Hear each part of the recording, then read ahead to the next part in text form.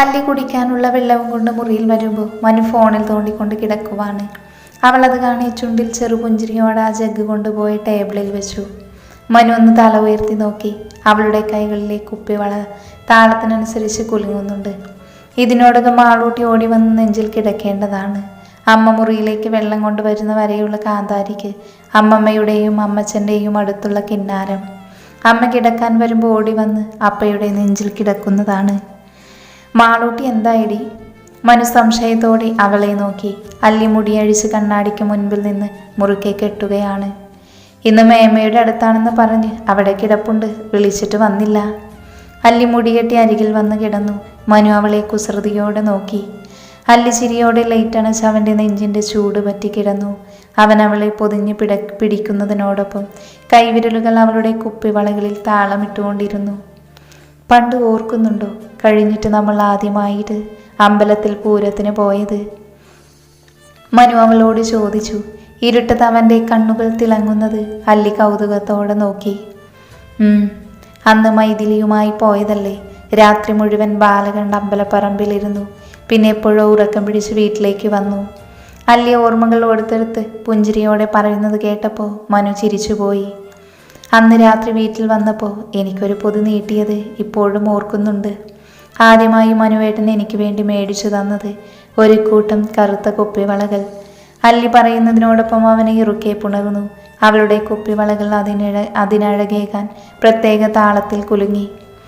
അത് മാത്രമോ, അന്നെന്നെ ഉറക്കിയില്ല.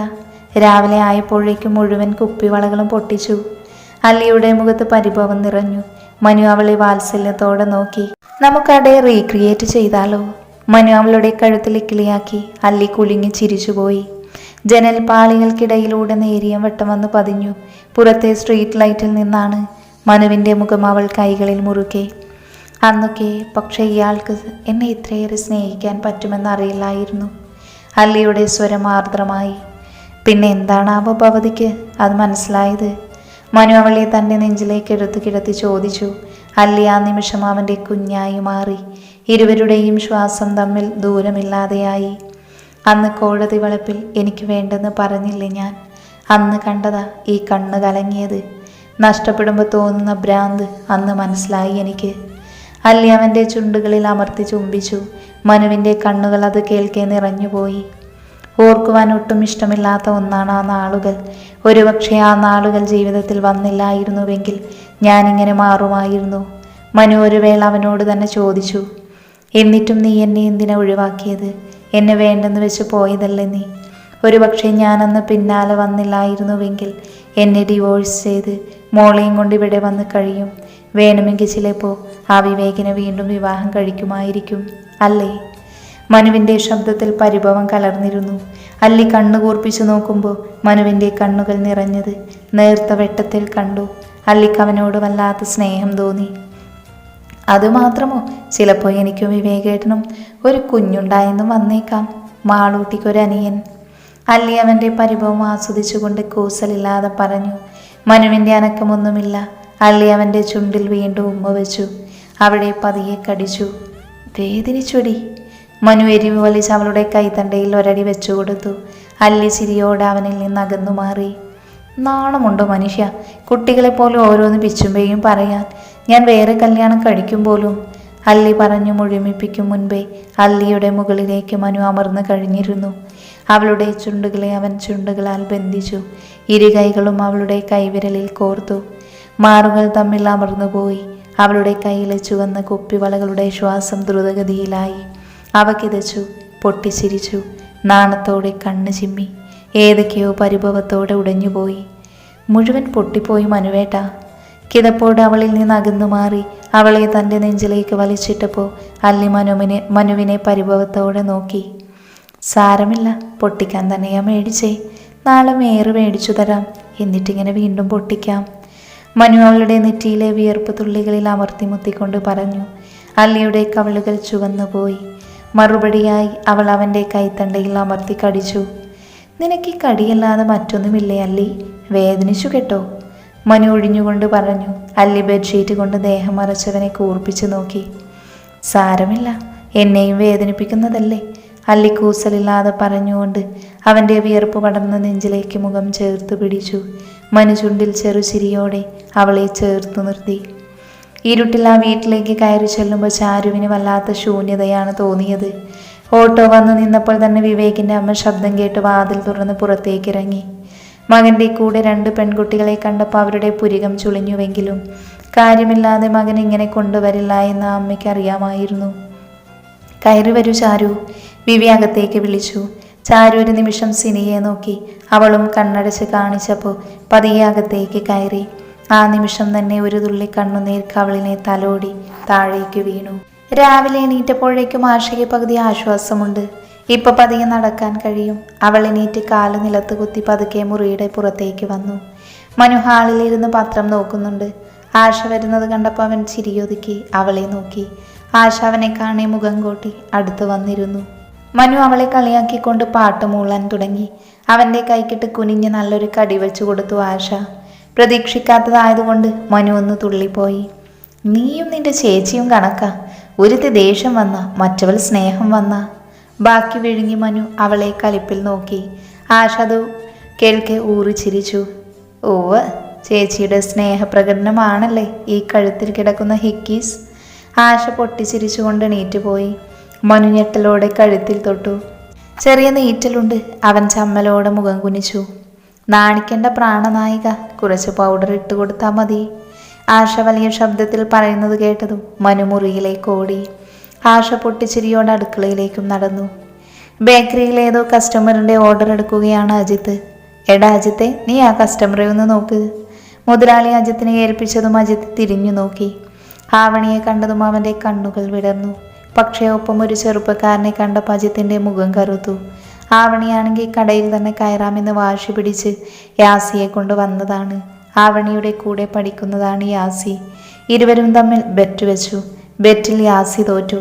ആവണിയുടെ കണ്ടീഷൻ അവൾ പറയുന്ന കൂൾ ബാറിൽ കൊണ്ടുപോയി മുട്ടപ്പപ്സും ലൈമും മേടിച്ചു കൊടുക്കണമെന്നായി. അത് കേട്ട് അവൾക്കൊപ്പം വന്നതാണ് യാസി. ആവണിയാണെങ്കിലോ കിട്ടിയ ചാൻസിൽ ഒരു മുട്ടപ്പപ്സും ലൈമും മാത്രമോ അജിത്തിനെ ഒന്നിളക്കാൻ കൂടെ ഇറങ്ങിയതാണ്. എന്താണ് കഴിക്കാൻ വേണ്ടത്? ഒരു പരിചയവും കാണിക്കാതെ അജിത്ത് യാസിയെ നോക്കി ചോദിച്ചു. ആവണിയെ ഒന്ന് നോക്കുക പോലും ചെയ്യുന്നില്ല. ആവണിത് കാണെ ചിരി കടിച്ചു പിടിച്ച് അവനെ തന്നെ നോക്കുകയാണ്. ചേട്ടാ, 2 മുട്ട പപ്സ് പിന്നെ ഒരു ലൈമും. നിനക്ക് വേണോടാ ലൈം? പെട്ടെന്ന് ആവണി ഇടക്ക് കയറി പറഞ്ഞു. ഒപ്പം യാസിക്ക് ഒരു തട്ട് കൊടുത്തുകൊണ്ട് ചോദിച്ചു. വേണ്ട, ഒരു ചായ മതി ചേട്ടാ, ഒരു ചായയും ലൈമും. അവൻ പറഞ്ഞത് കേൾക്കെ വീർത്തു കെട്ടിയ മുഖത്തോടെ അജിത്ത് അകത്തേക്ക് പോയി. അകത്തിരുന്നും അവൻ പുറത്തേക്ക് ഒളിഞ്ഞു നോക്കി. ആവണിയും യാസിയും നല്ല സംസാരത്തിലാണ്. എന്നാലും ഏതവനാണോ ഇവൻ, കഞ്ഞിയിൽ പാറ്റയിടാൻ നടക്കുന്ന തെണ്ടി. അജിത്ത് ആരോടുന്നില്ലാതെ പിറുപിറുത്തു. ആവണി ഇടക്ക് നോക്കുമ്പോൾ തങ്ങളെ നോക്കി അകത്തുനിന്ന് പിറുപിറുക്കുന്ന അജിത്തിനെയാണ് കാണുന്നത്. അവൾ കണ്ണു കൂർപ്പിച്ച് എന്താണെന്ന് കാണിച്ചതും അജിത്ത് പെട്ടെന്ന് മുഖത്ത് ഗൗരവം വരുത്തി ഒരു ലോഡ് പുച്ഛം വാരി വിതറി. ഓഹോ, ഇത്ര ജാടയോ? ശരിയാക്കി തരാം. ആവണി മനസ്സിൽ കരുതിക്കൊണ്ട് അവനെ നോക്കി അതിലേറെ പുച്ഛം വാരി വിതറി. യാസിയോട് അല്പം ചേർന്നിരുന്നു അവൾ. യാസി അവളെ ഒന്ന് ഇരുത്തി നോക്കി. ശേഷം മുഖം കുനിച്ച് അവളുടെ അടുത്തേക്ക് വന്നു. സത്യം പറ, ആരെ കാണിക്കാനാ നീ എന്നെയും കൊണ്ട് ഇങ്ങോട്ടേക്ക് വന്നത്? യാസി പുരികുയർത്തി ഗൗരവത്തിൽ ചോദിച്ചു. ആവണിയും യാസിയും നല്ല കൂട്ടുകാരാണ്. അതുകൊണ്ട് തന്നെ ആവണിയുടെ എല്ലാ കള്ളത്തരവും അവന് പെട്ടെന്ന് മനസ്സിലാക്കുകയും ചെയ്യും. നീ ഇതെന്തൊക്കെയാ യാസി പറയുന്നത്? എനിക്കൊന്നും അറിയില്ല. ഒരു കൂൾ ബാറിൽ കൊണ്ടുപോകാമെന്ന് നീ തന്നെയല്ലേ പറഞ്ഞത്? ആവണി കൈമലർത്തി. യാസി അതേയെന്ന് മട്ടിൽ തലയാട്ടി. നമ്മുടെ കോളേജിൻ്റെ ചുറ്റും ബേക്കറികൾ ഉണ്ടായിട്ടും ഇവിടെ കൊണ്ടുവന്നതുകൊണ്ട് ചോദിച്ചതാ. പിന്നെ നീ കൂടെയില്ലേ ഉഡായിപ്പിൻ്റെ ഉസ്താദ്? യാസി ചിരിയോടെ പറഞ്ഞതും ആവണി അവനെ കൂർപ്പിച്ചു നോക്കി. ഒപ്പം കൈതണ്ടയിൽ ഒരടിയും വെച്ചു കൊടുത്തു. അപ്പോഴേക്കും ഓർഡർ ചെയ്ത സാധനങ്ങൾ കൊണ്ട് അജിത്ത് വന്നിരുന്നു. ആവണി അവൻ്റെ മുഖത്തേക്കൊന്ന് പാളി നോക്കി. മുഖം വീർത്തുകെട്ടിയിരിക്കുന്നു. ആവണിക്കത് കാണെ ചിരി വന്നുപോയി. യാസി അജിത്തിനെ നോക്കി ചിരിച്ചിട്ടും അജിത്ത് മുഖം തിരിച്ചു പോവുകയാണ് ചെയ്തത്. യാസി അന്തം വിട്ടു. ഇയാളെന്തിനാ എന്നോട് ദേഷ്യം കാണിക്കുന്നത്? അവൻ ചിന്തിച്ചു പോയി. പക്ഷേ ആവണി ഇതൊന്നും എന്നെ ബാധിക്കുന്ന കാര്യമല്ല എന്ന മട്ടിൽ വായിലേക്ക് പപ്സ് തിരികുകയാണ്. യാസി അത് കാണി ഇതെന്തു ജീവി എന്ന മട്ടിൽ നോക്കി നിന്നു. ആ രാത്രി ചാരുവിനും സിനിക്കും ഉറങ്ങാൻ കഴിഞ്ഞില്ല. കയറി അകത്തിരുന്ന പാടെ അമ്മയോടെ വിവി എല്ലാം പറഞ്ഞ് മനസ്സിലാക്കിയിരുന്നു. അമ്മ അവരോട് വിഷമിക്കേണ്ട, ഇവിടെ കിടന്നോളൂ എന്ന് പറഞ്ഞ് ഒരു മുറി കാണിച്ചു കൊടുത്തു. അവർ സ്നേഹത്തോടെ പെരുമാറിയെങ്കിലും ഉള്ളിൽ വല്ലാത്ത അരക്ഷിതാവസ്ഥ. തിരിഞ്ഞും മറിഞ്ഞും കിടന്നിട്ടും ഉറക്കം വരുന്നില്ല. നീ ഉറങ്ങിയോ? സിനി ചാരുവിനെ വിളിച്ചു. അവൾ എന്തെന്ന മട്ടിൽ തിരിഞ്ഞു നോക്കി. നിന്നോട് പറയാൻ മറന്നതാ, ഇന്ന് രാവിലെ എനിക്കൊരു മെയിൽ വന്നിരുന്നു. സിനി പറഞ്ഞു തുടങ്ങുമ്പോൾ ചാരുവിൻ്റെ പുരികം ചുളിഞ്ഞു. ഞാൻ കുറച്ച് കാലമായി എന്തെങ്കിലും ജോലിക്ക് നോക്കുന്നു.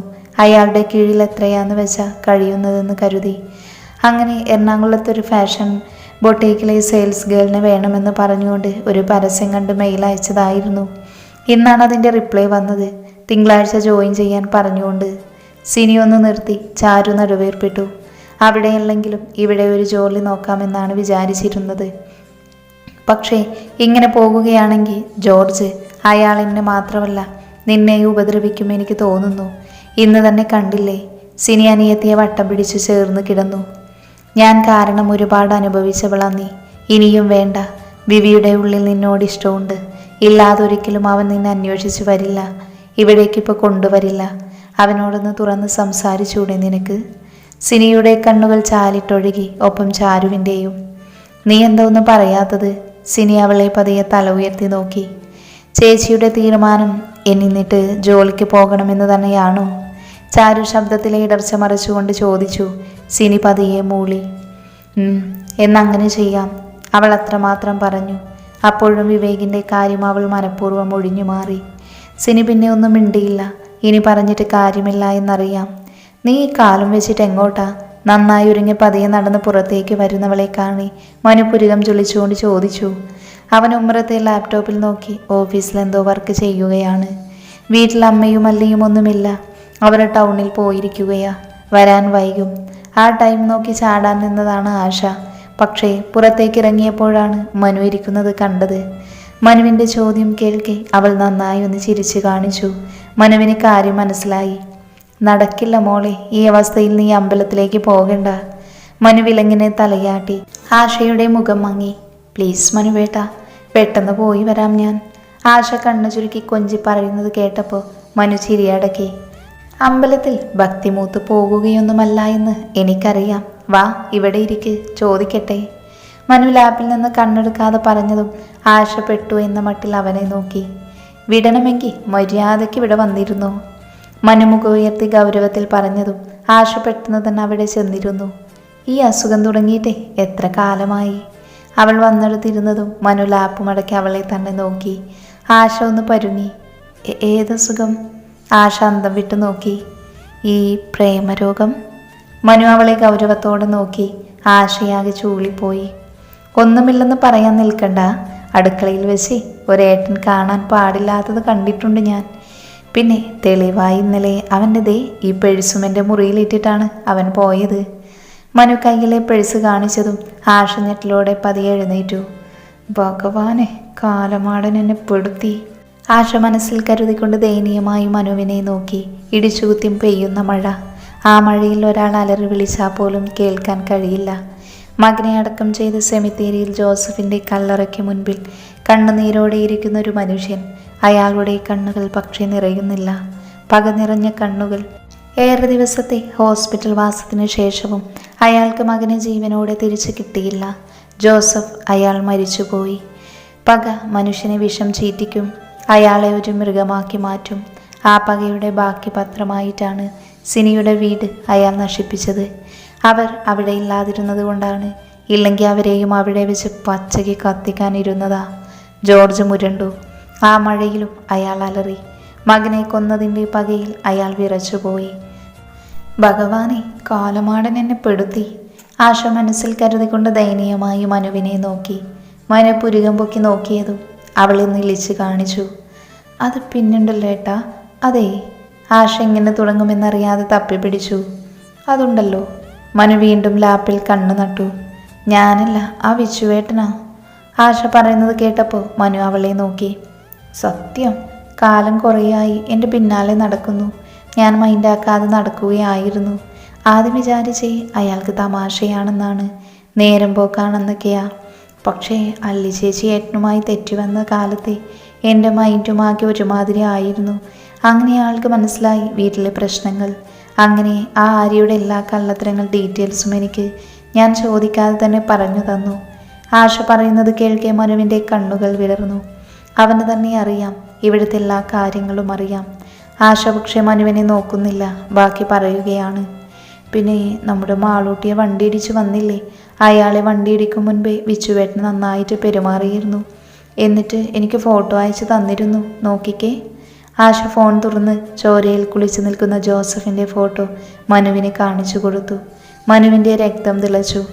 അങ്ങനെ എനിക്ക് വേണ്ടി എല്ലാം ചെയ്യുന്നത് കണ്ടപ്പോൾ പിന്നെ ചെറുപ്പം മുതലേ പിന്നാലെ നടക്കുന്നതാ ഏട്ടാ. ഇന്നും ഇന്നലെയും ഒന്നും തുടങ്ങിയതല്ല. എല്ലാം കൂടെ കണ്ടപ്പോൾ എനിക്കും തോന്നി, ഇത്രയൊക്കെ സ്നേഹിക്കുന്ന ഒരുത്തനെ ഇനി നിങ്ങളൊക്കെ കണ്ടുപിടിച്ചുകൊണ്ട് വരില്ല എന്ന്. അതാണ് ഞാൻ സമ്മതം പറഞ്ഞത്. അതും ഈ അടുത്ത കാലത്താ യെസ് പറഞ്ഞത്. ആശ നിഷ്കളങ്കതയോടെ കണ്ണു നിറച്ചു. മനുവിന് അവളോട് പാവം തോന്നി. പക്ഷെ പുറത്ത് കാണിക്കാൻ പറ്റുമോ? ഏട്ടനല്ലേ? അവൻ കണ്ണു കൂർപ്പിച്ച് അവളെ നോക്കി. ഇത് അച്ഛനറിഞ്ഞാലുള്ള സ്ഥിതി അറിയാമല്ലോ, മനു ഗൗരവത്തിൽ പറഞ്ഞു. ആശക്കത് ചിന്തിക്കാൻ പോലും പറ്റില്ല. അച്ഛൻ പാവമാണ്, ശാന്തശീലൻ. പക്ഷെ ദേഷ്യം വന്ന ഒരു ഭൂകമ്പം തന്നെ വീട്ടിലുണ്ടാവും. അജിത്ത് അറിഞ്ഞാലോ? മനു വീണ്ടും ചോദിച്ചപ്പോൾ ആശ അവൻ്റെ കയ്യിൽ കയറി പിടിച്ചു. പൊന്നേട്ടാ, ചതിക്കരുത്. ആ മന്ദബുദ്ധിക്ക് ബോധമില്ലാതെ ചെയ്തത് അതൊക്കെ. ഇനി ഞാൻ ശ്രദ്ധിച്ചോളാം. ആശയുടെ പറച്ചിൽ കേട്ടതും അത്രയും നേരം പിടിച്ചു വെച്ചിരുന്ന ചിരി പൊട്ടിത്തെറിച്ചു. മനു അവളെ ചിരിയോടെ നോക്കി. വാത്സല്യമാണ് തോന്നിയത്. തൻ്റെ മൈഥിലിയെ പോലെയേ അല്ല, ഒരു കുറുമ്പിയാണ്. താനെന്ന ഏട്ടൻ്റെ എല്ലാ അവകാശങ്ങളും നേടിയെടുക്കുന്നവൾ. മനു അത് ആസ്വദിക്കുന്നുണ്ട്. ഒന്നുമില്ലേലും പ്രേമിക്കുന്നവനല്ലേടി, കുറച്ച് ബഹുമാനം കൊടുക്ക്. മനു അവളെ നോക്കി പറഞ്ഞപ്പോൾ ആശ അവനെ നോക്കി ഇളിച്ചു കാണിച്ചു. വാ എന്നാ, ഞാൻ കൊണ്ടാക്കാം അമ്പലത്തിലേക്ക്. ഈ കാലം വെച്ച് അവിടം വരെ നടക്കേണ്ട. മനു അതും പറഞ്ഞ് ലാപ്പ് ഓഫ് ചെയ്ത് അകത്തേക്ക് ബൈക്കിൻ്റെ താക്കോലെടുക്കാനായി നടന്നു. ആശയ്ക്ക് ആ നേരം സന്തോഷം കൊണ്ട് അവനെ പിടിച്ച് കെട്ടിപ്പിടിച്ചൊരു ഉമ്മ കൊടുക്കാനാണ് തോന്നിയത്. പക്ഷേ ഇനി ഓവർ എക്സൈറ്റ്മെൻറ്റ് കാരണം അവൻ പോക്ക് ക്യാൻസൽ ചെയ്യാനും മതി. അതുകൊണ്ട് മാത്രം അവൾ അടങ്ങിയിരുന്നു. ഈ ഏട്ടന്മാരുടെ കാര്യം പറയാൻ പറ്റില്ല, വല്ലാത്ത സ്വഭാവമാണ് ചിലപ്പോൾ. അവൾ പുഞ്ചിരിയോടെ ഓർത്തു. രാവിലെ നേരത്തെ തന്നെ ചാരു എണീറ്റു. വീട് മാറിക്കിടന്നതുകൊണ്ട് തന്നെ രാത്രി ഉറങ്ങിയിട്ടില്ല. എങ്ങനെയൊക്കെയോ രാത്രി കഴിച്ചുകൂട്ടിയെന്ന് വേണമെങ്കിൽ പറയാം. അവൾ ഉണരുമ്പോൾ തന്നെ സിനിയും ഉണർന്നിരുന്നു. ഇരുവരും മുറിയിൽ നിന്ന് വെളിയിലിറങ്ങി. അടുക്കളയിൽ തട്ടലും മുട്ടലും കേൾക്കുന്നുണ്ട്. സിനി ബാത്റൂമിൽ കയറി. ചാരു ആ നേരം തന്നെ അടുക്കളയിലേക്ക് പോയി. മോളുണർന്നോ? അമ്മ അവളെ കാണി പുഞ്ചിരിയോടെ ചോദിച്ചു. ചാരു ഒന്ന് ചിരിച്ചതേ ഉള്ളൂ. ഇന്നലെ രാത്രി വന്നതുകൊണ്ട് പരിചയപ്പെടാൻ പറ്റില്ല. പിന്നെ മോളുടെ അവസ്ഥയും അപ്പോൾ വല്ലാത്ത മോശമായിരുന്നല്ലോ. അതാണ് കേട്ടോ അമ്മ അധികം സംസാരിക്കാഞ്ഞത്. അമ്മ ഒരു ഗ്ലാസ് കട്ടൻ ചായ അവൾക്ക് നേരെ നീട്ടിക്കൊണ്ട് പറഞ്ഞതും അവൾ പുഞ്ചിരിയോടത് മേടിച്ചു. എന്തായിരുന്നു മോളുടെ പേര്? ആ അമ്മ വാത്സല്യത്തോടെ ചോദിച്ചു. ചാരു, അവൾ പതിഞ്ഞ ശബ്ദത്തിൽ പറഞ്ഞു. ഒപ്പം അവൾ മറ്റാരെയോ തിരഞ്ഞു. വിവിയെയാണെന്ന് മനസ്സിലായി അമ്മയ്ക്ക്. അവൻ നിങ്ങളുടെ വീട് വരെ പോയതാണ് മോളെ, ആ ഉടമസ്ഥരെ കണ്ട് സംസാരിക്കാൻ വേണ്ടി. അമ്മ പറയുന്നത് കേൾക്കെ ചാരുവിൻ്റെ മുഖം ചുളിഞ്ഞു. എന്തിനാണ് തങ്ങൾക്ക് വേണ്ടി ഇയാൾ ഇത്ര ബുദ്ധിമുട്ടുന്നത്? അതിന് മാത്രം ഇയാൾ ആരാണ് തനിക്ക്? ചാരു സ്വയം ചോദിച്ചുകൊണ്ടിരുന്നു. അതേസമയം തന്നെ ഒരു ബൈക്ക് വീട്ടുമുറ്റത്ത് വന്നു നിന്നു. ചാരു തൻ്റെ കയ്യിലെ ഗ്ലാസ് തിണ്ണമേൽ വെച്ചിട്ട് പുറത്തേക്ക് നടന്നു. ഇതേ സമയം ആര്യ ജനൽപ്പാളി തുറന്ന് പുറത്തേക്ക് നോക്കുമ്പോൾ ആര്യയുടെ കണ്ണുകൾ നിറയെ പകയായിരുന്നു. ചിന്തകളിൽ അത്രയും മനു മാത്രമാണ്. ജോസഫിൻ്റെ മരണം അതവളെ കൂടുതൽ പ്രകോപിപ്പിച്ചു. എങ്ങനെയെങ്കിലും മനുവിനെ പൂട്ടണം. മൊഴി കൊടുത്തിട്ടും കാര്യമില്ലാതെയായി. ഏതോ വലിയ വക്കീലിനെ വെച്ച് അയാൾ മുൻകൂർ ജാമ്യം ഉണ്ടാക്കിയിരിക്കുന്നു. മാത്രമല്ല കേസ് കൊണ്ടുപോകാനാണെങ്കിൽ തനിക്ക് എഴുന്നേറ്റ് നടക്കാനാവുന്നില്ല. ഇപ്പോൾ ഒരു സഹായമില്ലാതെ ബാത്റൂമിൽ പോലും പോകാൻ കഴിയില്ല. ആകെയുള്ള അച്ഛൻ തിരക്ക് പറഞ്ഞ് ഒരു ചേച്ചിയെ സഹായത്തിന് നിർത്തി തിരിച്ചു വിദേശത്തേക്ക് പോയിരിക്കുന്നു. അമ്മയ്ക്കാണെങ്കിൽ തന്നെ കാണാൻ വരാൻ പോലും സമയമില്ല. മക്കളേക്കാൾ വീട്ടുകാർക്ക് പ്രധാനം പണമാണ്. അവൾക്ക് കൂടുതൽ ഭ്രാന്ത് പിടിക്കുന്ന പോലെ തോന്നി. മനുവിനോട് അവൾ കൂടുതൽ പക തോന്നി. എങ്ങനെയും അവനെ കൊല്ലാനുള്ള പക. അവൾ ഓരോന്ന് ചിന്തിച്ചുകൊണ്ടിരിക്കുമ്പോഴാണ് അവൾക്ക് ഫോണിൽ ഒരു കോള് വന്നത്. അവൾ നോക്കുമ്പോൾ ജോസഫ് എന്ന പേരിന് ഫോണിൽ ഡിസ്പ്ലേയിൽ തെളിഞ്ഞു കണ്ടു. ആര്യയുടെ കണ്ണുകൾ കുറുകി. അവൾ സംശയത്തോടെ ഫോൺ ചെവിയിൽ വെച്ചു. ഇതേ സമയം അമ്പലത്തിൽ. ഇവിടെ നിർത്തിയാൽ മതി മനുവേട്ട. അമ്പലക്കുളത്തിൻ്റെ അരികിൽ ബൈക്ക് എത്തിയപ്പോൾ ആശ മനുവിൻ്റെ പിന്നിൽ തട്ടിക്കൊണ്ട് പറഞ്ഞു. അത് കേട്ടപാടെ മനു വണ്ടി സൈഡിലേക്ക് ഒതുക്കി നിർത്തി. ഓഹോ, ഇതാണല്ലേ ചാറ്റിംഗ് സ്പോട്ട്? അവൻ അവളെ നോക്കി ചിരിയോടെ ചോദിച്ചു. ആശ നന്നായി ചിരിച്ചു കാണിച്ചുകൊണ്ട് അതേ എന്ന് പറഞ്ഞു. ശരി ശരി, അധികം നടക്കാൻ നിൽക്കണ്ട. പിന്നെ തിരിച്ചു പോകാറാവുമ്പോൾ വിളിക്കണം, ഞാൻ അവിടെ ഉണ്ടാവും. മനു പറയുന്നത് കേട്ടപ്പോൾ നല്ല കുട്ടിയെ പോലെ തലയാട്ടി. അപ്പോഴേക്കും വിച്ചു അങ്ങോട്ടേക്ക് വന്നിരുന്നു. മനുവിനെ കണ്ടപ്പോൾ അവനൊന്ന് പരുങ്ങി. അവരുടെ അടുത്തേക്ക് പോകണോ വേണ്ടയോ എന്നറിയാതെ അവൻ മാറി നിന്നു. മനു വണ്ടിയെടുത്ത് പോയപ്പോഴേക്കും വിച്ചു ആശയുടെ അടുത്തേക്ക് വന്നു. മൂപ്പനാണോ നിന്നെ കൊണ്ടാക്കിയത്? മനു ബൈക്കെടുത്ത് പോകുന്ന വഴിയെ നോക്കിക്കൊണ്ട് വിച്ചു ചോദിച്ചു. ആശ കൈമാറിൽ പിണച്ചു കെട്ടിക്കൊണ്ട് അതേയെന്ന് പറഞ്ഞു. എങ്ങനെയാള്, പാവാണോടി? വിച്ചു ആശയെ ചൂഴ്ന്നു നോക്കി. മനുവിനെ വിച്ചുവിന് അങ്ങനെ പരിചയമില്ല. ആകെ അന്ന് വീട്ടിൽ പോയപ്പോൾ മാത്രമേ കണ്ടിട്ടുള്ളൂ. നമ്മുടെ കാര്യം വീട്ടിലറിഞ്ഞ് അജിത്തേട്ടൻ പോലും ചിലപ്പോൾ എന്നെ പിടിച്ചു തള്ളിയെന്ന് വരും. നമ്മുടെ വിവാഹം സമ്മതിച്ചില്ലെന്ന് വരും. പക്ഷേ നമുക്ക് വേണ്ടി സംസാരിക്കാൻ ദേ ആ പോകുന്ന മനുഷ്യൻ ഉറപ്പായും ഉണ്ടാകും. അത്രയും പാവമാണ്. ആശയുടെ ശബ്ദം ഇടറുന്നത് വിച്ചു അറിഞ്ഞു. അവൻ അവളെ നോക്കി. അവളുടെ കണ്ണുകളിൽ മനുവിനോടുള്ള സ്നേഹം വ്യക്തമാണ്. അതെന്താ നിനക്കിത്ര ഉറപ്പ്? വിച്ചു പുരികം ചുളിച്ചു.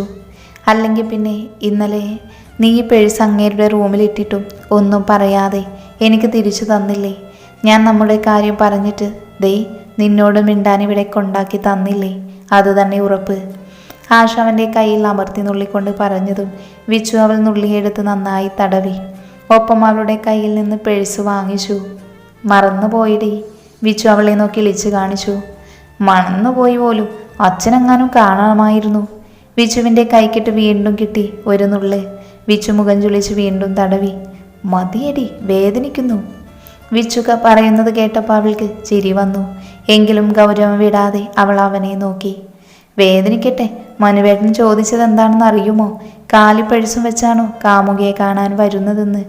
നാണമുണ്ടോ മനുഷ്യ? ആശ അവൻ്റെ തലക്കിട്ടൊരു കൊട്ടുകൊട്ടി. അയ്യടാ, ആര് പറഞ്ഞു കാലിപ്പഴിസാണെന്ന്? നോക്ക്, 2000 രൂപയുണ്ട്.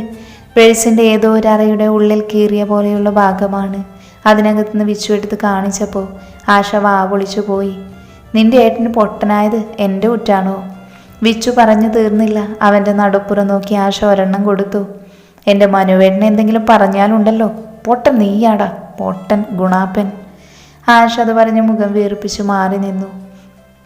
വിച്ചു അത് കാണേ ഊറി ചിരിച്ചു. ശേഷം അവൾക്ക് പിന്നാലെ പിണക്കം മാറ്റാനായി നടന്നു. ബൈക്കിൽ നിന്നിറങ്ങിയ വിവി ചാരുവിനെ കണ്ടപ്പോൾ മനോഹരമായി പുഞ്ചിരിച്ചു. പക്ഷേ എന്തുകൊണ്ടോ തിരികെ അവൾക്ക് ആ പുഞ്ചിരി നൽകാൻ കഴിഞ്ഞില്ല. അവൾ വിളർച്ചയോടെ നിന്നു. എങ്ങോട്ടാണ് മാഷെ പോയത്? ചോദിക്കേണ്ട ചോദ്യമല്ല, പക്ഷേ ചോദിക്കാതിരിക്കാനും കഴിഞ്ഞില്ല.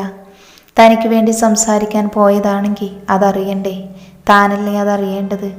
ഞാൻ എണീറ്റപ്പോൾ താൻ നല്ല ഉറക്കമാ, അതാണ് വിളിക്കാഞ്ഞത്. നിങ്ങളുടെ വീടിൻ്റെ ഉടമസ്ഥരെ കാണാൻ പോയതായിരുന്നു. വിവി പറഞ്ഞു തുടങ്ങിയപ്പോൾ ചാരുവിൻ്റെ മുഖം ചുളിഞ്ഞു. അപ്പോഴേക്കും സിനിയും ബാത്റൂമിൽ നിന്നിറങ്ങി നനഞ്ഞ മുഖം തുടച്ചുകൊണ്ട് ഉമ്മറത്തേക്ക് വന്നു. എല്ലാം സംസാരിച്ച് ശരിയാക്കിയിട്ടുണ്ട്. നമുക്ക് മറ്റൊരു വീട് അന്വേഷിക്കാം. മാറാനുള്ള സാവകാശം അവർ തന്നിട്ടുണ്ട്. അതുവരെ സാധനങ്ങൾ അവിടെ വെച്ചോളാൻ പറഞ്ഞിട്ടുണ്ട്. പിന്നെ ഇനിയും അവിടെ നിൽക്കുന്നത് ബുദ്ധിയല്ല. നാളെ ഇനിയും ഇതുപോലെ സംഭവിച്ചാലോ? കാര്യങ്ങൾ ഇത്ര കൃത്യമായി പറയുന്നു. ചാരുവിനൊരു നിമിഷം വല്ലായ്മ തോന്നി. തനിക്ക് വേണ്ടി ഇത്രയേറെ ബുദ്ധിമുട്ടുന്ന ഈ മനുഷ്യൻ എന്ന ചിന്ത അവളിൽ പെരുത്തു. മാഷ് ഒരുപാട് ബുദ്ധിമുട്ടുന്നുണ്ട്, ഒരുപാട്. ചാരു നന്ദിയോടെ അവനെ നോക്കി. അവൻ അതിന് പുഞ്ചിരി മാത്രം നൽകി. റെഡിയായിക്കോളൂ, ഇന്ന് ലീവ് എടുക്കേണ്ട.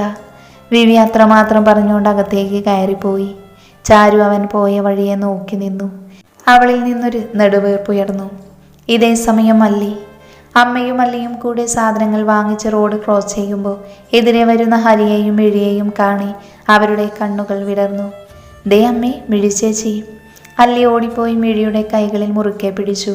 ഹരി അവളെ നോക്കി കണ്ണുറുക്കി കാണിച്ചു. അല്ല് തിരിച്ചും. ഹരി മാളൂട്ടിയുടെ കവളിൽ പതിയെ തലോടി. ഹരിയുടെ മോളെ കൊണ്ടുവന്നിട്ടില്ല. അമ്മയുടെ അടുത്ത് ഏൽപ്പിച്ചുകൊണ്ട് ഇറങ്ങിയതാണ് ഇരുവരും. മാളൂട്ടി പക്ഷേ വലിയ പരിചയമൊന്നും കാണിച്ചില്ല. അവൾക്കുറക്കത്തിൻ്റെ വാശിയാണ്. സാധനം വാങ്ങാൻ വന്നതായിരിക്കുമല്ലേ? ഹരി അമ്മയെ നോക്കി ചോദിച്ചു. അമ്മ അതിനൊന്ന് തലയാണ്ടി. ഞങ്ങളും അങ്ങനെ ഇറങ്ങിയതാ. ഏതായാലും കണ്ടത് നന്നായി. വരൂ, വീട്ടിലേക്ക് ഞങ്ങൾ കൊണ്ടാക്കാം. ഹരി പറയുന്നത് കേൾക്കെ അല്ലേ അമ്മയെ നോക്കി. അമ്മ അതിന് സമ്മതിച്ചു. ഒരുപാട് ആയി അവർ വീട്ടിലേക്ക് വന്നിട്ട്. ഒരു സൽക്കാരം കൂടി നടത്താമല്ലോ എന്നമ്മ മനസ്സിൽ കണക്ക് കൂട്ടി. എല്ലാവരും ചേർന്ന് ഹരിയുടെ കാറിൽ കയറി. ഹലോ. അപ്പുറത്തുനിന്ന് ഗാംഭീര്യത്തോടെയുള്ള ശബ്ദം കേട്ടപ്പോൾ ആര്യയുടെ മുഖം ചുളിഞ്ഞു. ഞാൻ ജോസഫിൻ്റെ അപ്പച്ചനാണ് മോളെ. ജോർജിൻ്റെ പരുപരുത്ത ശബ്ദം. പറയൂ സർ. ആര്യ ഗൗരവം വിടാതെ തന്നെ പറഞ്ഞു. എനിക്ക് നിന്നെ കാണണം ആര്യ. അയാളുടെ ശബ്ദം വീണ്ടും ഉയർന്നു. ഞാൻ എൻ്റെ വീട്ടിലുണ്ട്, വന്നോളൂ. അവൾ അത്രയും പറഞ്ഞപ്പോഴേക്കും ജോർജ് ഫോൺ വെച്ചിരുന്നു. അയാൾ എന്തിനായിരിക്കും വരുന്നത്? ഇനി കണക്കുകൾ തീർക്കുവാനാണോ? ആര്യയുടെ മനസ്സിൽ ഒരുപാട് ചോദ്യങ്ങൾ ഉയർന്നു. കുളക്കടവിൻ്റെ ഓരത്ത് ആശ വന്നിരുന്നു. കാലിനിപ്പോൾ ചെറിയൊരു വേദനയുണ്ട്, നടക്കുമ്പോൾ എന്നല്ലാതെ മറ്റു ബുദ്ധിമുട്ടുകളില്ല. വിച്ചു എന്തോ മേടിക്കാനായി പുറത്തേക്ക് പോയിരിക്കുകയാണ്. കഴിക്കാനുള്ളത് എന്തെങ്കിലും ആകുമെന്ന സമാധാനത്തിലാണ് ആശ. അവൾ താടിക്കും കൈകൊടുത്ത് കുളത്തിലേക്ക് നോക്കിയിരുന്നു. നിറയെ വെള്ളാമ്പലുകൾ വിടർന്നു നിൽക്കുന്നുണ്ട് കുളത്തിൽ. ഡാൻസ് ക്ലാസ് കഴിഞ്ഞു വരുമ്പോൾ ഞാനും രേവതിയും പോകുന്ന പോക്കിൽ ഒരുപാട് ആമ്പലുകൾ പറിക്കാറുണ്ട്. പിന്നെ കമ്മിറ്റിക്കാർ ആരോ അത് കണ്ടു. അതിനുശേഷം കർശനമായി പുറത്തൊട്ടിച്ചു വെച്ചു ബോർഡ്. ആമ്പലുകൾ പറിക്കരുത്, അത് പൂജയ്ക്കുള്ളതാണെന്ന്. അതിനുശേഷം ഇപ്പോൾ പറിക്കാറില്ല. എന്നിരുന്നാലും ഇടയ്ക്ക് വിച്ചുവേട്ടൻ ആരും കാണാതെ പറിച്ചു തരാറുണ്ട്. കാത്തിരുന്ന് മുഷിഞ്ഞോ പെണ്ണേ? ചെവിക്ക് പുറകിൽ നിശ്വാസം പതിഞ്ഞപ്പോൾ പുഞ്ചിരിയോടെ തിരിഞ്ഞു നോക്കി. കാത്തിരുന്നത് പോലെ തന്നെ ഒരു കയ്യിൽ പേപ്പർ പൊതിയുണ്ട്. ആശ അവൻ്റെ കയ്യിൽ നിന്ന് ആ പൊതി തട്ടിപ്പറിച്ചു തുറന്നു. അരിപ്പൊരിയും ശർക്കര ജിലേബിയും അരിമുറുക്കുമെല്ലാം ഉണ്ട്. ആശയുടെ കണ്ണുകൾ വിടർന്നു.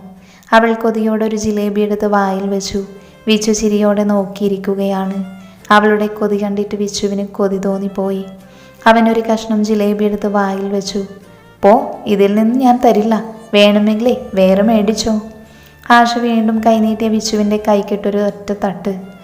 ആഹാ, അത് കൊള്ളാം, വാങ്ങിച്ചു കൊണ്ട് വന്നവനൊന്നുമില്ലേ? അവൻ അവളുടെ കയ്യിൽ നിന്ന് ആ പൊതി തട്ടിപ്പറിച്ചു. ആശയുടെ മുഖം വീർത്തു വന്നു. കഷ്ടമുണ്ട് വിച്ചുവേട്ടാ, ഈ കാലും വയ്യാതെ ഇവിടെ വരെ വന്ന് എനിക്കിത് തന്നെ വേണം. ആശ കണ്ണു നിറച്ചു. വിച്ചു ചിരി മറച്ചവളെ ഗൗരവത്തോടെ നോക്കി. ഇത് തിന്നാനാണോ നീ വന്നത്, അതോ എന്നെ കാണാനോ? വിച്ചു കണ്ണുരുട്ടി. അവൻ്റെ ഉള്ളിലെ കുശുമ്പ് കണ്ടപ്പോൾ ആശ അവനെ കണ്ണു പിടിച്ചു നോക്കി. എന്താണ് സംശയം? എൻ്റെ വിച്ചുവേട്ടനെ കാണാൻ തന്നെ. അവൾ ചിരിയോടെ പറഞ്ഞുകൊണ്ട് അവൻ്റെ നെഞ്ചിലേക്ക് ചാഞ്ഞു. വിച്ചുവിൻ്റെ ചുണ്ടിൽ ചെറുപുഞ്ചിരി വിരിഞ്ഞു. അവൻ അവളെ വാത്സല്യത്തോടെ നോക്കി. ഒപ്പം കയ്യിലെ പൊതി അവൾക്ക് നേരെ നീട്ടി. ആശ അവനെ ഇപ്പോൾ എങ്ങനെയുണ്ട് എന്ന മട്ടിൽ നോക്കുകയാണ്. എന്നിട്ട് അവൻ്റെ നെഞ്ചിൽ നിന്ന് തല ഉയർത്തി വീണ്ടും ഒരു ജിലേബി എടുത്ത് കടിച്ചു. ആഹാ, എന്താ രുചി! അവൾ കൊതിയോടെ ചുണ്ടു നുണഞ്ഞു. എനിക്കറിയാം, അല്ലെങ്കിലും എന്നെ വീഴ്ത്താനുള്ള വഴി നിന്റെ കയ്യിലുണ്ടെന്ന്. വിച്ചു അവളുടെ തലക്കിട്ടൊരു കൊട്ടുകൊടുത്തു. ആശ അത് കണ്ട് ചിരിച്ചുപോയി. ഒപ്പൊരു കഷ്ണം അവൻ്റെ വായിലേക്ക് വെച്ചു കൊടുത്തു. എന്തിനാണ് കാണണമെന്ന് പറഞ്ഞത്? സൽക്കാരമുറിയിൽ ജോർജിനെതിരെ ഇരിക്കുകയാണ് ആര്യ. അവളെ വീൽചെയറിൽ കൊണ്ടിരുത്തിയത് ജോലിക്കാരിയാണ്. ഒറ്റക്കൊന്നും ചെയ്യാൻ കഴിയില്ല. ഒന്നിരിക്കണമെങ്കിൽ കൂടെ ആരുടെയെങ്കിലും സഹായം വേണം. എൻ്റെ മോൻ മരിച്ചത് അറിഞ്ഞു കാണുമല്ലോ അല്ലേ? അയാൾ കാലിന്മേൽ കാല് കയറ്റി വെച്ചുകൊണ്ട് ചോദിച്ചു. ആര്യ മുഖം കുനിച്ചുകൊണ്ട് തലയാട്ടി. വളച്ചുകെട്ടില്ലാതെ കാര്യത്തിലോട്ട് കടക്കാം. അവനൊരു കുഴപ്പമില്ലാതെ നടക്കുകയായിരുന്നു.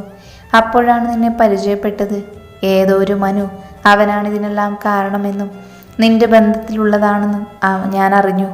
അതൊന്ന് ചോദിച്ചറിയാനാ വന്നത്. പറ, ആരാണ് മനു? ജോർജിൻ്റെ മുഖം വലിഞ്ഞു മുറുകി. അയാളുടെ മുഖത്തെ ഭാവം കാണി ആര്യ ഒരു വേള ഭയപ്പെട്ടു പോയി. പക്ഷെ അതേസമയം തന്നെ അവളുടെ ഉള്ളിൽ സന്തോഷം നിറഞ്ഞു. പക വീട്ടാൻ ഒരാൾ, അതും കരുത്തുള്ള ഒരുവൻ, അതാണ് തനിക്കും ആവശ്യം. അതെ സർ, മനു അവനാണ് എല്ലാത്തിനും കാരണം. എന്നെയും ജോസഫിനെയും അപായപ്പെടുത്തിയത് അയാളാണ്. ആര്യയുടെ മുഖം ദേഷ്യം കൊണ്ട് ചുവന്നു. ജോർജ് അവളെ സാഗൂതം നോക്കിക്കൊണ്ട് നിന്നു. അവളിൽ നിന്ന് വരുന്ന വാക്കുകൾക്കായി. രണ്ടെണ്ണവും ഇവിടെ ഇരിപ്പാണോ? മതി, വന്നേ. അല്ലയോ അമ്മയും ഇപ്പോൾ എത്തിക്കാണും വീട്ടിലേക്ക്. കുളപ്പടവിൻ്റെ വാതിൽക്കൽ നിന്ന് മനു ശബ്ദമുയർത്തിയപ്പോൾ ഇരുവരും ഞെട്ടലോടെ തിരിഞ്ഞു നോക്കി. ആശപതി എഴുന്നേറ്റവൻ്റെ അടുത്തേക്ക് നടന്നു.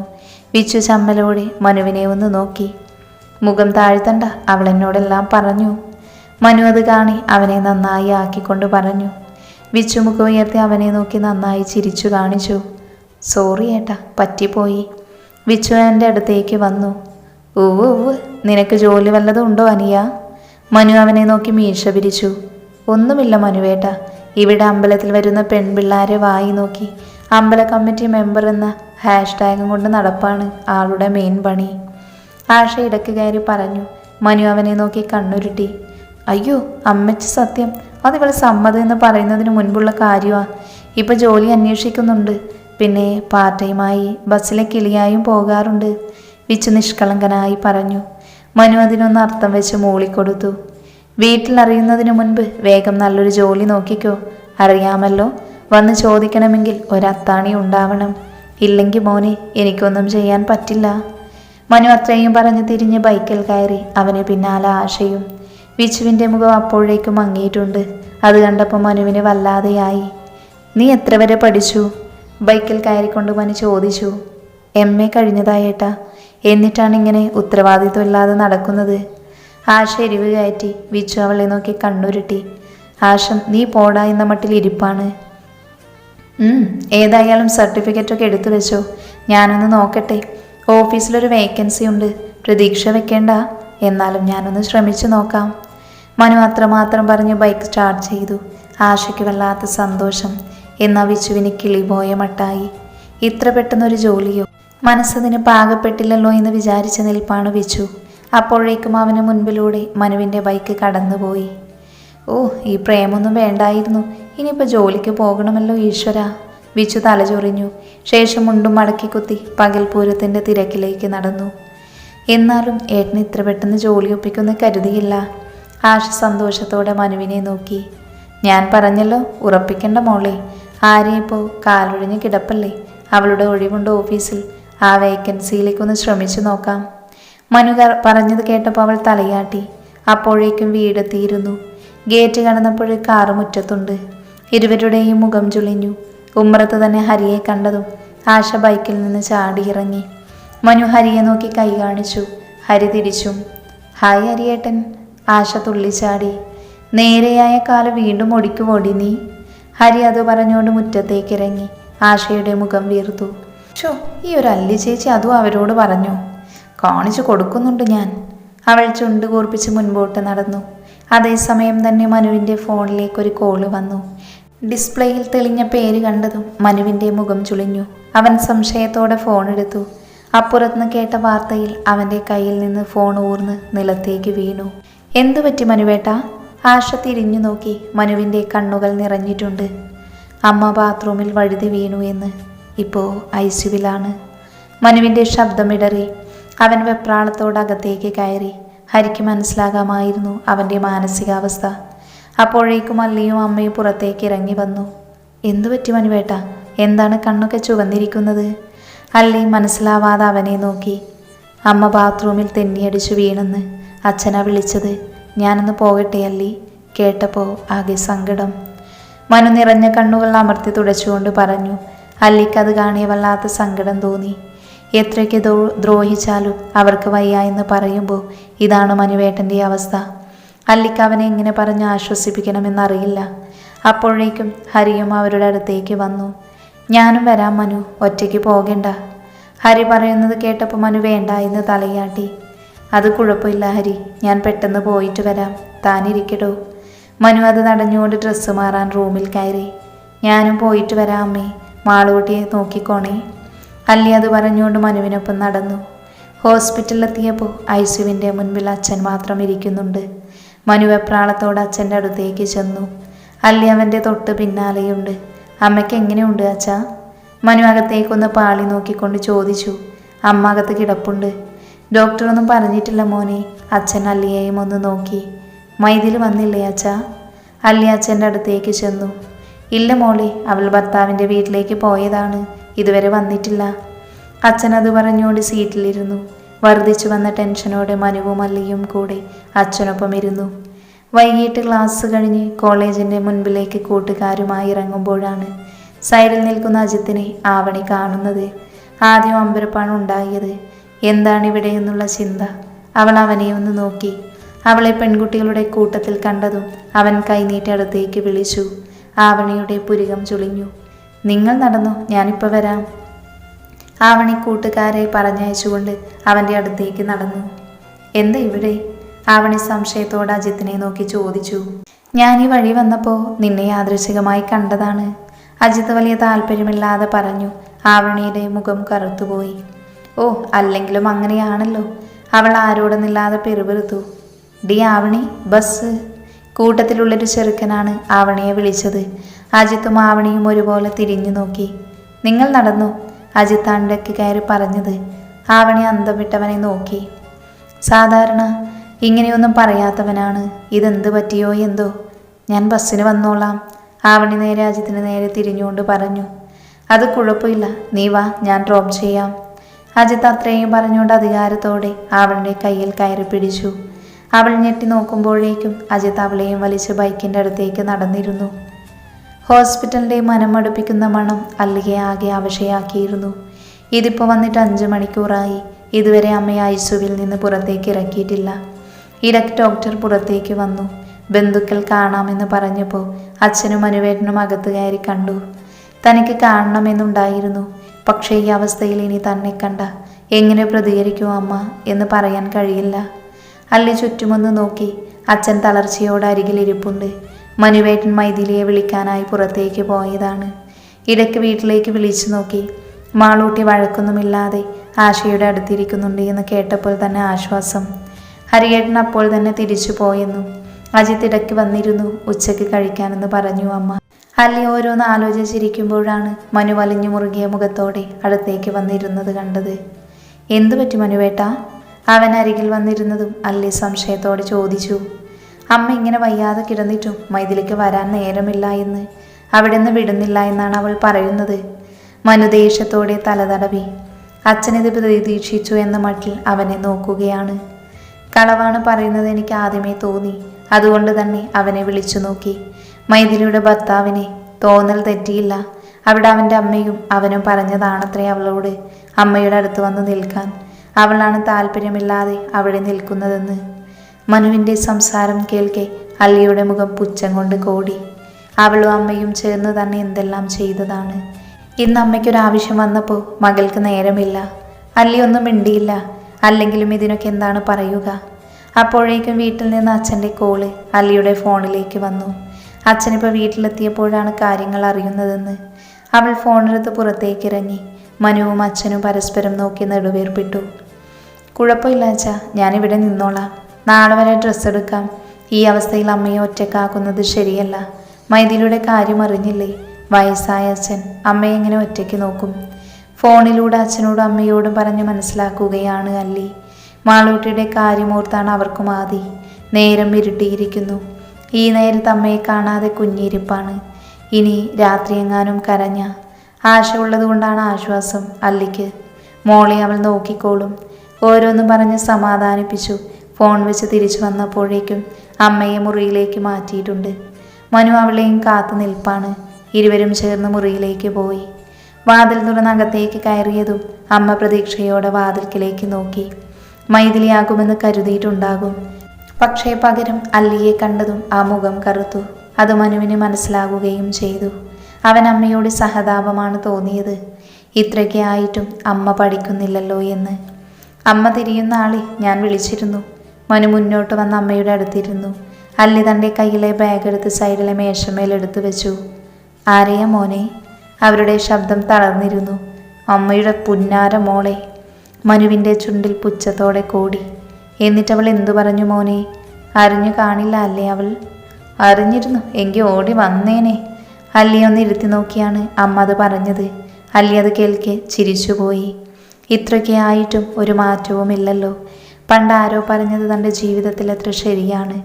അമ്മയെന്ന് വിളിച്ചാലും അമ്മയ്ക്ക് ഞാനെന്നും അന്യ വീട്ടിലെ പെണ്ണ് തന്നെയാണ്. അവൾ ചിന്തയോടെ മാറി ഭിത്തിയിലേക്ക് ചാരി നിന്നു. മനു ഫോൺ തുറന്ന് മൈഥിലിയുടെ കോൾ റെക്കോർഡ് വോയിസ് പ്ലേ ചെയ്തു കൊടുത്തു.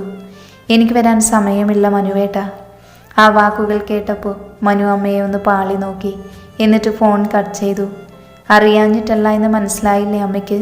കിടപ്പിലായ അമ്മയെ നോക്കാൻ വയ്യാഞ്ഞിട്ടാണ്. മനു അത്രയും പറഞ്ഞുകൊണ്ട് എഴുന്നേറ്റു. മാറി നിന്ന അച്ഛനും അമ്മയുടെ പകപ്പോടെയുള്ള മുഖം കാണെ ചിരി വന്നുപോയി. താൻ അന്ന് തളർന്നു വീണപ്പോൾ അമ്മയും മകൾ എന്തൊക്കെയായിരുന്നു. അന്ന് ഓർത്തില്ല തനിക്കും നാളെ ഇത് വരാമെന്ന്. ഇപ്പോൾ പഴിച്ച വീട്ടിൽ നിന്നിറങ്ങിവിട്ട മരുമകൾ മാത്രമേ ഉള്ളൂ. ആ വൃദ്ധനും ദീർഘനിശ്വാസം വിട്ടു. മാളൂട്ടിയെ വിളിച്ചോ നീ അല്ലി? അച്ഛൻ അല്ലിയോടെ നോക്കി. വിളിച്ചു അച്ഛാ, അവൾക്ക് കുഴപ്പമൊന്നുമില്ല. അച്ചമ്മയ്ക്ക് വാവുവാണെന്ന് പറഞ്ഞപ്പോൾ പാവത്തിന് മനസ്സിലായി. ആശയുടെ ഒപ്പം കിടന്നോളും എന്നൊക്കെ പറഞ്ഞ് ഉമ്മയും തന്നിട്ടാ വെച്ചത്. അല്ലിക്ക് മോളെക്കുറിച്ച് പറഞ്ഞപ്പോൾ വല്ലാത്ത സന്തോഷമാണ്. ഇത്ര കുഞ്ഞു പ്രായത്തിൽ മൈഥിലിയേക്കാൾ പക്വതയോടെ തൻ്റെ മകൾ പെരുമാറുന്നു എന്ന അഭിമാനം. കണ്ടില്ലേ, നീ തിരിഞ്ഞു നോക്കാത്ത നമ്മുടെ പേരക്കുഞ്ഞിന് പോലും നിന്നോടെന്ത് സ്നേഹമാണ്. കൈവെള്ളയിൽ വെച്ച് കൊണ്ട് നടന്ന പൊന്നുമോള് എവിടെ ഭാര്യയെ? അച്ഛൻ അമ്മയെ നോക്കി കളിയാക്കി ചോദിച്ചു. അമ്മയുടെ നാവ് അടങ്ങിപ്പോയി. അവർ വിഷമത്തോടെ മുഖം കുനിച്ചു. അല്ലിയും മനുവും ഇതെല്ലാം നിസ്സംഗതയോടെ നോക്കി നിന്നതേയുള്ളൂ. ജോർജ് ആര്യയുടെ വീട്ടിൽ നിന്നിറങ്ങി നേരെ പോയത് അല്ലിയുടെ വീട്ടിലേക്കാണ്. അല്ലിയുടെ വീടിൻ്റെ ഗേറ്റ് കടന്ന് ആ വലിയ കാറ് വന്ന് നിന്നപ്പോൾ അച്ഛനും അജിത്തും പരസ്പരം സംശയത്തോടെ നോക്കി. ആരാണ് ഈ രാത്രിയിൽ? ഇരുവരും ഉമ്മറത്തേക്ക് ഇറങ്ങി. അതേസമയം ജോർജും അയാളുടെ കൂട്ടാളികളും കാറിൽ നിന്ന് പുറത്തേക്ക് ഇറങ്ങിയിരുന്നു. മനുവിൻ്റെ വീടല്ലേ? ജോർജിൻ്റെ പരുവരുത്ത ശബ്ദം കേൾക്കെ ആശയുടെ കയ്യിലിരുന്ന മോള് പേടിയോടെ അവളെ മുറുക്കെ പിടിച്ചു. അതെ, ആരാണ്? മനസ്സിലായില്ല. അച്ഛൻ സംശയത്തോടെ നോക്കി. മനു എവിടെ? ജോർജ് വീണ്ടും ചോദിച്ചു. അയാൾക്ക് മനുവിനെ മാത്രമാണ് വേണ്ടത്. ഇവിടെ ഇല്ല, അവൻ ഹോസ്പിറ്റൽ പോയതാ. വരുമ്പോൾ ആരാണെന്ന് പറയണം. അച്ഛൻ വിനയത്തോടെ ചോദിച്ചു. ജോസഫിൻ്റെ അച്ഛനാണ് വന്നതെന്ന് പറഞ്ഞാൽ മതി. ആശ ജോർജിൻ്റെ വാക്കുകൾ കേൾക്കെ ഞെട്ടലോടെ അയാളെ തുറിച്ചു നോക്കി. അയാളുടെ കണ്ണുകളിൽ പക കാണാം. ജോർജ് എല്ലാവരെയും ഒന്ന് ഒഴിഞ്ഞു നോക്കി. അത്രയും പറഞ്ഞു. മറുപടിക്ക് കാക്കാതെ തിരിഞ്ഞു വണ്ടിയിൽ കയറി. കാറ് പിന്നിലേക്കെടുത്തു. അച്ഛനും അജിത്തും പക്ഷേ ഒന്നും മനസ്സിലാവാതെ പരസ്പരം നോക്കി നിന്നതേയുള്ളൂ. പിറ്റേ ദിവസം രാവിലെ തന്നെ ഡോക്ടർ വന്ന് ഡിസ്ചാർജിനുള്ളത് എഴുതി തന്നിരുന്നു. മനു ഡിസ്ചാർജ് പേപ്പർ കൊണ്ട് റൂമിലേക്ക് വന്നു. വീട്ടിൽ പൊയ്ക്കൊള്ളാൻ ഡോക്ടർ പറഞ്ഞിട്ടുണ്ട്. മനു പുഞ്ചിരിയോടെ അച്ഛനെ നോക്കി. അച്ഛൻ്റെ കണ്ണുകൾ നേരെ ബെഡിൽ കിടക്കുന്ന അമ്മയിലായിരുന്നു. വീട്ടിൽ ചെന്നിട്ട് ഈ കിടക്കുന്നവളെ എങ്ങനെ നോക്കുമെന്ന് ചിന്ത. അതെന്തായാലും നന്നായി. ഇവിടെ ആശുപത്രിയിൽ കിടക്കുന്നതിലും നല്ലതാ. അല്ലിയും ശരിവച്ചു. അമ്മയിതൊന്നും തന്നെ ബാധിക്കുന്നതല്ല എന്ന മട്ടിലുള്ള കിടപ്പാണ്. ഇന്നലെ തൊട്ട് പിന്നെ ആരോടൊന്നും മിണ്ടിയിട്ടില്ല. മൈഥിലി വരാത്തതിൻ്റെ നീരസം അമ്മയുടെ മുഖത്തുണ്ട്. അതിനിന്നലെ തൊട്ട് ശ്രദ്ധിക്കുന്നതാണ്. അവൾ വരാത്തതിന് തങ്ങളോട് എന്തിനാണ് ദേഷ്യം? മനു ഓർത്തു. മൈഥിലി എന്തായാലും വരില്ല എന്ന് ഉറപ്പല്ലേ? ഞാൻ വന്നു നിൽക്കാം അച്ഛാ കുറച്ച് ദിവസം. അച്ഛനെ കൊണ്ട് ഇപ്പം എല്ലാം കൂടി കഴിയില്ലല്ലോ. അല്ലി മുന്നോട്ട് വന്ന് പറഞ്ഞു. അമ്മയുടെ മുഖം കറുത്തു വരുന്നത് മനു ശ്രദ്ധിച്ചു. അതിൻ്റെ ആവശ്യമില്ല. എൻ്റെ മോളെ ഞാൻ വിളിക്കാത്തത് കൊണ്ടാണ്. അവളെ ഞാൻ വിളിക്കാം. എടാ മനു, നീ ആ ഫോണിങ്ങൊന്ന് തന്നേ. എടുത്തടിച്ചതുപോലെയുള്ള അമ്മയുടെ സംസാരം കേട്ടതും അല്ലിക്കെന്തോ പോലെയായി. അവളുടെ മങ്ങിയ മുഖം കാണി മനു അവളെ ഒന്ന് നോക്കി. മനുവിന് അമ്മയോട് വല്ലാത്ത ദേഷ്യം തോന്നി. എത്ര കിട്ടിയാലും ഈ അമ്മ പഠിക്കില്ല. അവൻ പിറുപിറുത്തുകൊണ്ട് ഫോൺ അമ്മയ്ക്ക് നേരെ വെച്ചു കൊടുത്തു. എന്തേ, പൊന്നുമോൾ എടുക്കുന്നില്ലേ? അമ്മ ആവർത്തിച്ച് വിളിച്ചിട്ടും എടുക്കാത്തത് കണ്ടതും അച്ഛൻ കളിയാക്കിക്കൊണ്ട് ചോദിച്ചു. അവൾക്ക് തിരക്കാവും, അമ്മ വാശിയോടെ പറഞ്ഞു. അല്ലി അപ്പോഴേക്കും മുറിയുടെ പുറത്തേക്ക് ഇറങ്ങിയിരുന്നു. മനു കവറെടുത്ത് പുറത്തേക്കിറങ്ങി. അമ്മയെ താങ്ങിക്കൊണ്ട് അച്ഛനും.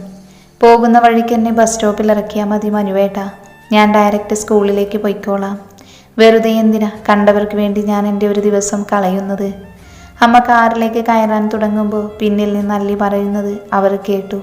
തിരിഞ്ഞു തുറിച്ചു നോക്കി അല്ലിയെ. നിനക്ക് ഞാൻ കണ്ടവർ ആണല്ലടി.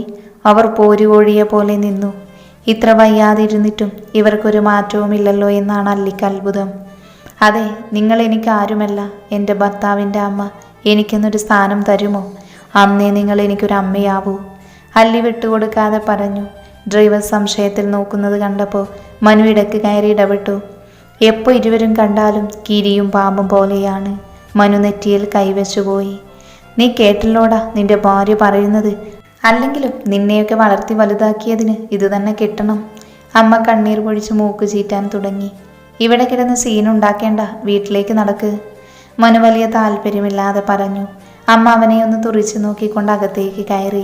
അച്ഛന് ശരിക്കും ചിരിയാണ് വരുന്നത്. ഇനിയാണ് കളി തുടങ്ങാൻ പോകുന്നത്. ഇത്രയും കാലം അമ്മ പണി തന്നത് തിരിച്ചു കൊടുക്കാൻ അച്ഛനൊരവസരം കിട്ടിയതോർത്ത് അച്ഛൻ ചിരിയടക്കി. എന്നാലും എന്തിനാവും ഇന്നലെ അജിത്തേട്ടൻ എന്നെ വീട്ടിൽ കൊണ്ടാക്കി പോയത്? പിറ്റേ ദിവസം വീട്ടിലെത്തി കുളിയും കഴിഞ്ഞ് ചായ കുടിക്കുമ്പോഴൊക്കെ ആവണിയുടെ മനസ്സിൽ ഇന്നലെ അജിത്ത് വൈകുന്നേരം തന്നെ കാണാൻ കോളേജ് ഗേറ്റിനരികിൽ നിന്നതും അവളെ കണ്ടപ്പോൾ വീട്ടിൽ കൊണ്ടാക്കിയതുമൊക്കെയാണ്. എന്നാലും എന്തായിരിക്കും കാരണം? സാധാരണ ഇങ്ങനെ ഉണ്ടാവാറില്ലാത്തതാണ്. അവൾ അതും ആലോചിച്ചു. അപ്പോൾ തന്നെ ചായ കൂടി നിർത്തി വീടിൻ്റെ പുറത്തേക്ക് ഇറങ്ങി.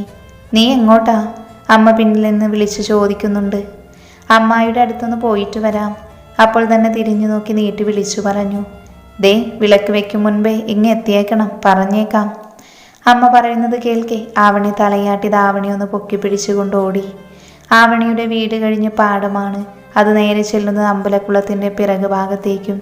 പിന്നെ അതിൻ്റെ ഓരത്തുകൂടെ നടന്നിട്ട് വേണം അജിത്തിൻ്റെ വീട്ടിലേക്ക് പോകാൻ.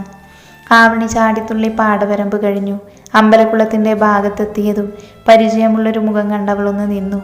അവൾ സൂക്ഷിച്ച് അമ്പലക്കുളത്തിൻ്റെ പടവിലേക്ക് നോക്കി. ഡാൻസ് കഴിഞ്ഞുള്ള വേഷത്തിൽ ആശ അവളുടെ ഒപ്പം വിച്ചുകും. ഇരുവരും എന്തൊക്കെയോ പറഞ്ഞ് ചിരിക്കുകയാണ്. ഒരുമിച്ചുള്ള ഇരിപ്പ് കണ്ടപ്പോൾ തന്നെ ആവണിയുടെ മുഖം ചുളിഞ്ഞു. ഓഹോ, അതിൻ്റെ ഇടയിലൂടെ ഇവിടെ ഒരു ലൈൻ വലിക്കുന്നുണ്ടായിരുന്നു അല്ലേ? ശരിയാക്കി തരാം. ആവണി ദാവണിയുടുപ്പിൽ കുത്തി രണ്ടും കൽപ്പിച്ചുകൊണ്ട് കുളപ്പടവിൻ്റെ അടുത്തേക്ക് നടന്നു. നീ എന്താ ഇവിടെ? കുറച്ച് കടുപ്പിച്ചാണ് ആവണി ചോദിച്ചത്. പിന്നിൽ നിന്ന് ശബ്ദം കേൾക്കെ ഒരുപോലെ വിച്ചുവും ആശയും ഞെട്ടിത്തിരിഞ്ഞു നോക്കി. ഉത്സവം കഴിഞ്ഞതുകൊണ്ട് അമ്പലം അടച്ചിട്ടിരിക്കുകയാണ്. ഡാൻസ് ക്ലാസ് മാത്രമേ ഇപ്പോഴുള്ളൂ. അതും പഠിക്കുന്ന കുട്ടികൾ മാത്രമേ വരുകയുള്ളൂ. ഡാൻസ് കഴിഞ്ഞാൽ അതും ഉണ്ടാവില്ല. ആ ഉറപ്പിലാണ് ഇരുവരും പരിസരം മറന്ന് സംസാരിച്ചത്. ആശ ചാടി എണീറ്റു. അത് ആവണി ചേച്ചി. ആശ വിളറിപ്പോയി. ആവണി കൈകൾ പിണച്ചുകെട്ടി ഇരുവരും ഒന്ന് ഇരുത്തി നോക്കി. നീ എന്താ ചക്ക ഇവിടെ? ആവണി വിച്ചുവിനെ ഒഴിഞ്ഞു നോക്കി. വിച്ചു തലചൊറിഞ്ഞു. ഇന്ന് തന്നെ അജിത്തേട്ടനോട് പറഞ്ഞിട്ട് തന്നെ കാര്യം ശരിയാക്കി തരാം ഞാൻ. ആശ തലയൊന്ന് ആട്ടിക്കൊണ്ട് പറഞ്ഞു തിരിഞ്ഞു നടന്നു. പണി പാളി വിച്ചുവേട്ടാ. ആശ തലയിൽ കൈവച്ചുകൊണ്ട് ആവണിക്ക് പിന്നാലെ ഓടി. എൻ്റെ പൊന്നാവണി ചേച്ചി, ചതിക്കരുത്. ഒരു ദുർബല നിമിഷത്തിൽ ആ കുരങ്ങനെ പ്രേമിച്ചു പോയതാണ്. ആവണിക്ക് മുൻപിൽ വട്ടം പിടിച്ചുകൊണ്ട് ആശ ആവണിയുടെ കയ്യിൽ മുറുക്കെ പിടിച്ചു. ആവണി പുരികൻ ചുളിച്ച് അവളെ നോക്കി. എത്ര നാളായത് തുടങ്ങിയിട്ട്? ആവണി അവളെ രൂക്ഷമായി നോക്കി. വിച്ചുവേട്ടൻ പിന്നാലെ നടന്നിട്ട് കുറേ കാലമായി.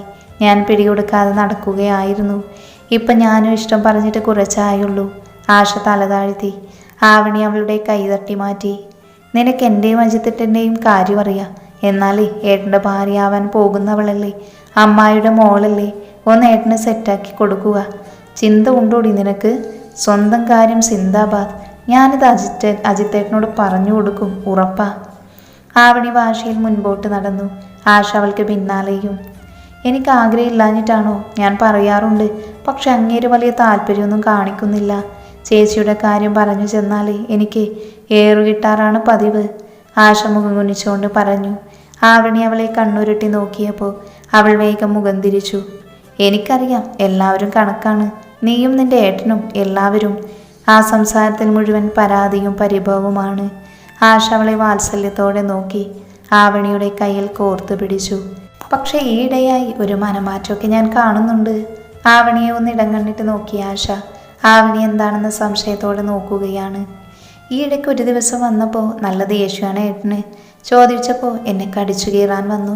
പിന്നെ വൈകിട്ട് റൂമിൽ വെള്ളം വെക്കാൻ പോയപ്പോഴല്ലേ കണ്ടത്. ആശ രഹസ്യം പറയുന്നത് പോലെ ശബ്ദം താഴ്ത്തി. ആവണിയുടെ നെഞ്ചിരിപ്പേറി. എന്താടി കണ്ടത്? ആവണിയുടെ ശബ്ദം താഴ്ന്നു. ചേച്ചിയുടെ ഫോട്ടോയെ നോക്കി കിടക്കുന്നു.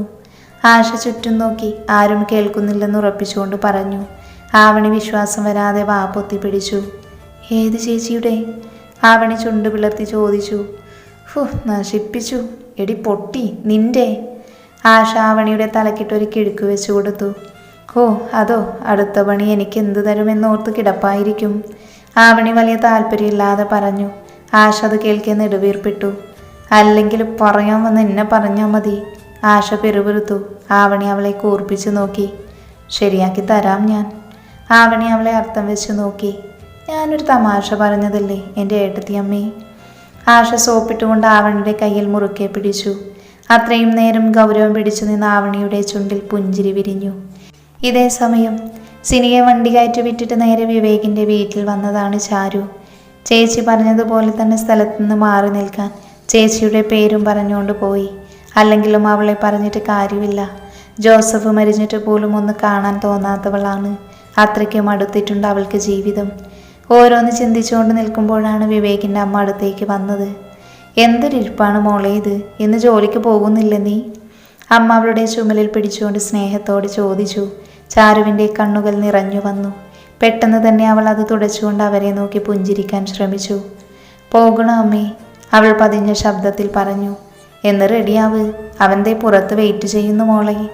അമ്മ പറയുന്നത് കേട്ടപ്പോൾ ചാരു വേഗം മുഖം അമർത്തി തുടച്ച് മുടി വാരിക്കെട്ടി അമ്മ പുറത്തേക്ക് ഇറങ്ങിപ്പോയി. കയ്യിൽ ബാഗും എടുത്ത് ഉമ്മറത്തേക്ക് ഇറങ്ങിയപ്പോൾ വിവേക് ബൈക്കിൽ അവളെ കാത്തു നിൽപ്പാണ്. അമ്മ അപ്പോഴേക്കൊരു ചോറ്റുപാത്രം അവൾക്ക് നേരെ നീട്ടി. ചാരു വല്ലായ്മയോട് അമ്മയെ നോക്കി. അവന് വെക്കുന്ന കൂട്ടത്തിൽ തന്നെ മോൾക്കും എടുത്തുന്നേ ഉള്ളൂ. അവളുടെ നോട്ടം കണ്ടപ്പോൾ അമ്മ പുഞ്ചിരിയോടെ പറഞ്ഞു. ചാരു അവരെ നന്ദിയോടെ നോക്കി ശേഷം വിവേകിൻ്റെ ബൈക്കിൽ കയറി. പോകാം, വിവേക് അവളെ നോക്കി ചോദിച്ചു. അവൾ അതിന് പതിയെ ഒന്ന് മൂളി. വണ്ടി മുന്നോട്ടെടുത്തു. ഇടവഴി കഴിഞ്ഞില്ല, അതിനു മുൻപേ ഒരു വലിയ കാറ് അവർക്ക് മുൻപിൽ വട്ടം ചാടി. വിവേക് ഞെട്ടലോടെ മുൻപിലെ വണ്ടിയിലേക്ക് നോക്കി.